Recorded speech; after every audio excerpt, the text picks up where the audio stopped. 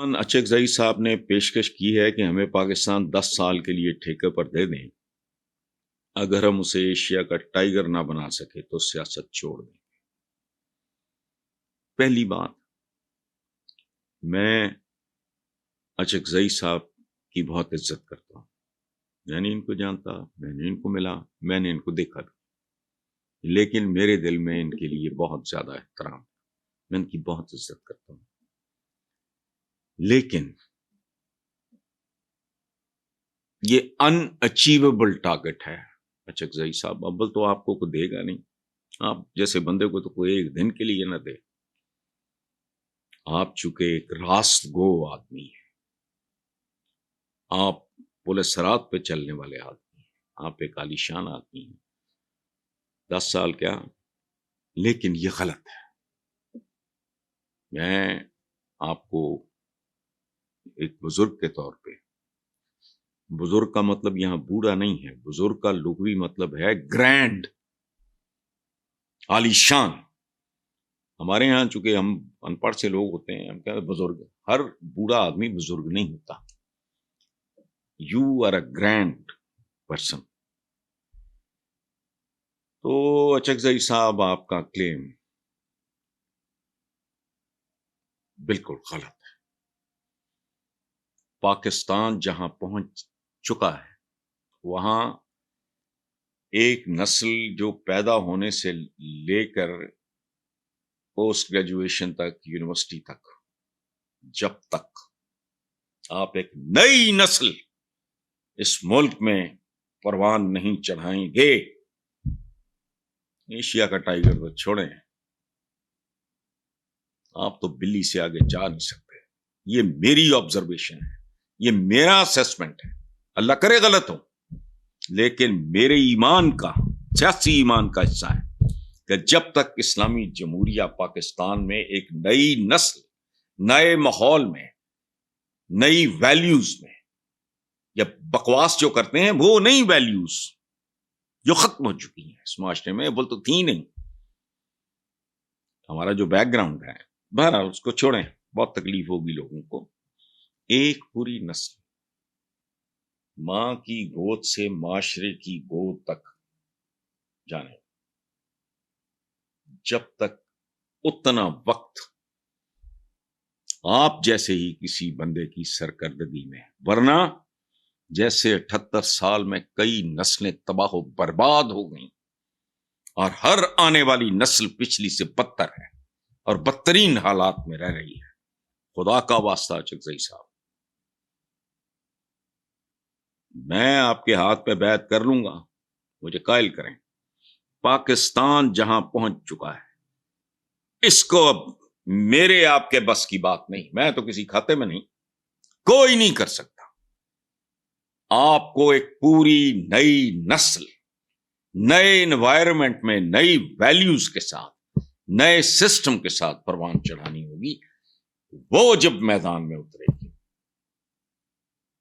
آپ مجھے بتائیں کیسے کریں گے؟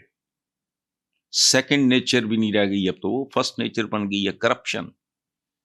جیسے جیسے محکموں کا سنتے ہیں، پاکستان کا تو لگتا ہے کہ نہ کوئی قانون ہے، نہ آئین ہے، نہ ضابطہ ہے، نہ کوئی سلسلہ ہی کچھ نہیں۔ اور اگر میں کہوں کہ حرام ہماری اصل اکانومی ہے، تو آپ حکم کریں، میں خود آ جاؤں گا، اور آپ کسی صحت مند آدمی سے مجھے کوڑے لگوائے، مجھے اعتراض نہیں ہوگا، خدا کی قسم نہیں ہوگا۔ پاکستان اس سٹیج سے گزر چکا ہے جہاں اس کو کوئی 5-10 سال میں ٹریک پہ لے آئے گا۔ You will have to launch a new generation, اور وہ خلا جی کا واڑہ نہیں ہے، یہ سائیں لوگوں، نیم پاگلوں کا ملک ہو چکا ہے۔ سیلاب کے مناظر دیکھے تو مجھے لگا یہ 14 اگست 1947 میں ہجرت کا سفر جاری ہے۔ سچی بات ہے، برا نہ منائیں، میرا رب مجھے معاف کرے، چونکہ اللہ پاک تو نیتوں کو جانتا ہے۔ مینیملز اینڈ سب مین سب مین اس کو کہتے ہیں، ان لوگوں کو کہتے ہیں جو انسان ہونے سے چند درجے نیچے ہو. یہ مین نہیں ہے، سب مین. جیسے کوئی کوڈو رہ جاتا ہے، اس کی گروتھ نہیں ہوتی، کوئی جماندرو نابینا ہوتا ہے، اس طرح کی. یا ان کے لیے ایک لفظ استعمال ہوتا ہے انگریزی میں، مینیملز. مین اور اینیمل کا بلینڈ. خاموشی سے بیٹھ جائیں محمود اچکزئی صاحب، اکیلے ہوں آپ، اور سیلاب میں لوگ، ان کے چہرے، ان کے رویے، ان کی باتیں سنیں تو آپ کو سمجھ آ جائے.